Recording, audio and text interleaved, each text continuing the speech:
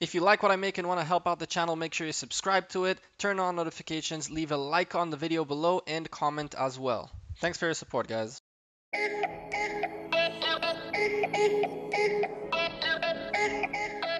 Hey there, YouTube! Welcome back to the Gekko. Another day, another video. You guessed it, for you guys. Here's the deal, right?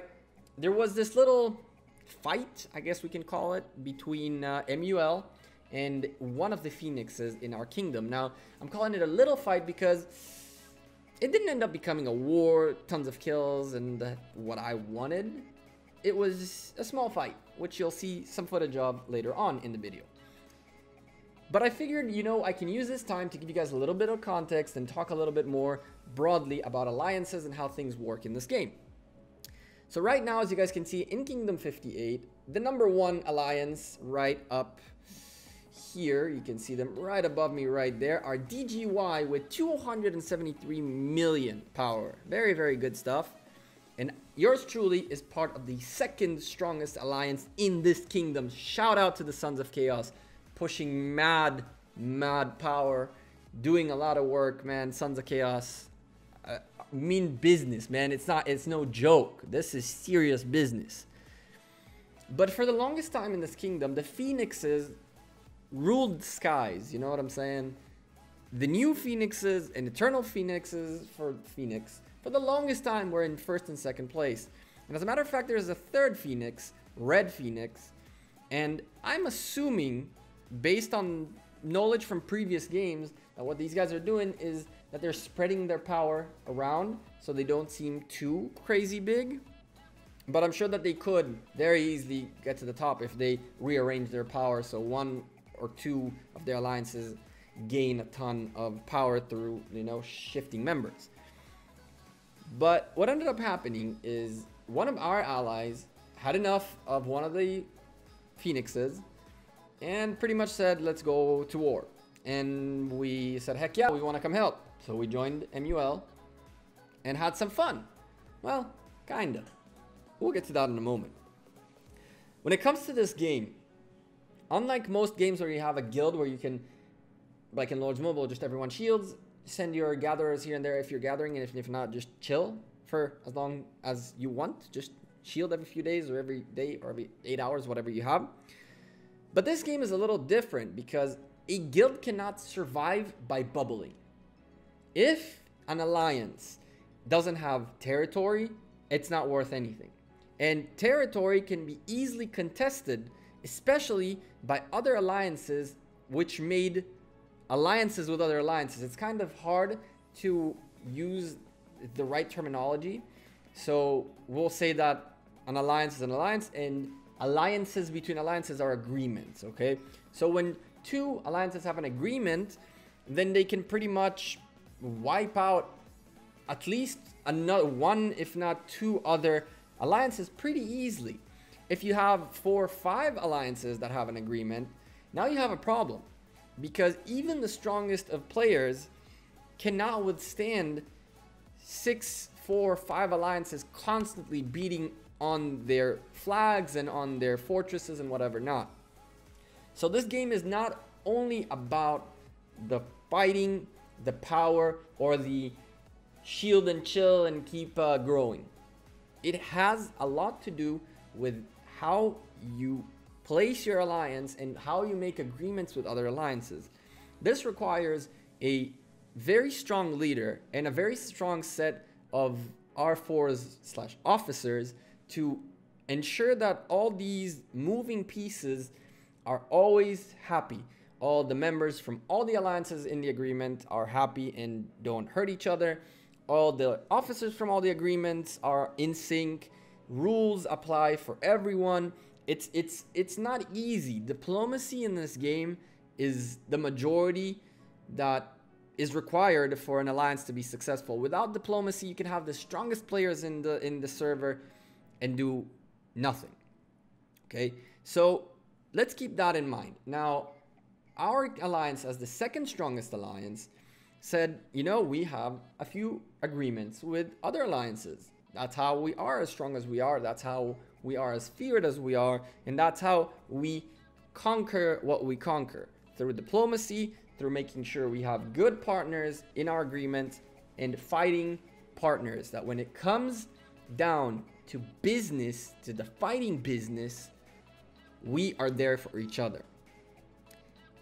Now let's go ahead and like hop to the war part of this video, and I'll warn you right now, the layout will look differently. I'm always transparent with you guys, and I'm gonna tell you this right now. When I record wars and fights, I just record and just record as much footage as I can, and then later on I edit it out, cut it nicely, and then I record this, which you guys are seeing, the camera part.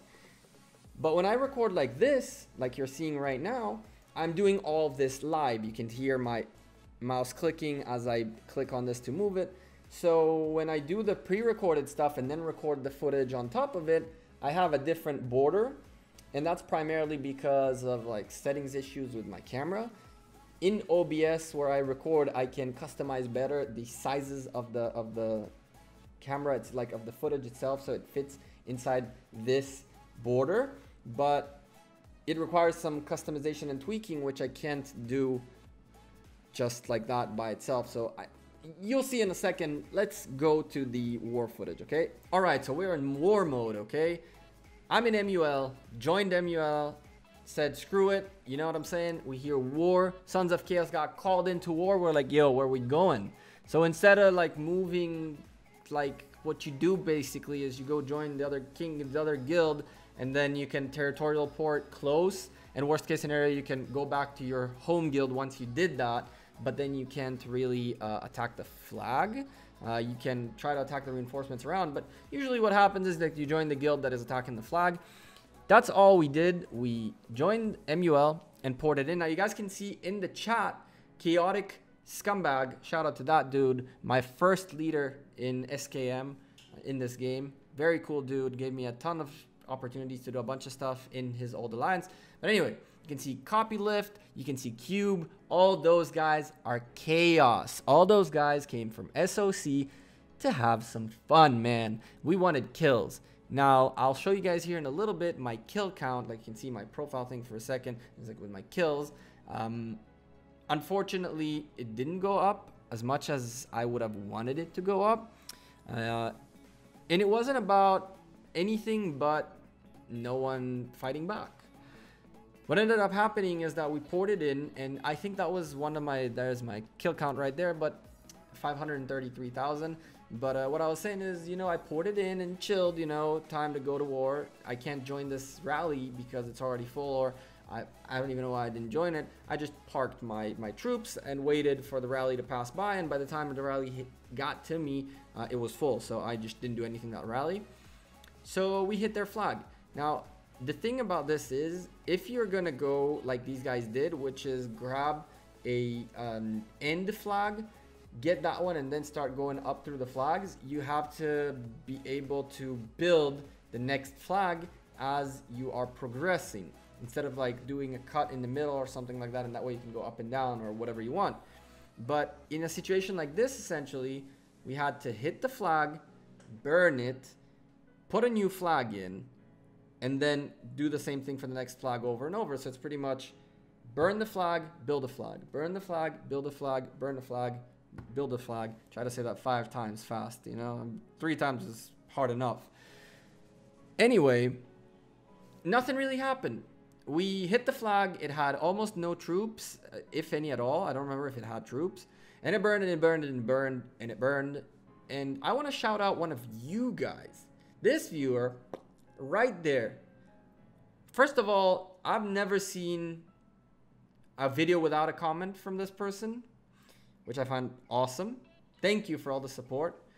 There was a comment where I said in my previous video that I didn't understand why you have to hit the flag every few minutes because it stops burning. And I was corrected by a few of you actually that what happened was the alliance who owned the flag paid gems to stop the fire and repair the flag, and every time I hit it, essentially it's like they wasted their gems. But these guys didn't do it, so it burned and burned and burned and burned, and poof, went away. The moment it went away, we put another flag in, and that's when I heard something that wasn't very fun. as I mentioned, I think in the introduction of the video, and if I haven't, I'll mention it again. The Phoenix faction that is being fought right here by MUL, and MUL were beefing for, I guess, a little while, and it just went to like, screw it, we're going in. And it wasn't like a planned thing. So all of a sudden we hear from MUL that they don't have the resources to build one more flag. So we can burn one more flag and have a gap between the next flag and us. But for them to build a flag would take about 3 hours to get the required resources, which would mean we'd wait 3 hours, hit the next flag, and then wait probably like 5 or 6 hours before they can build another one.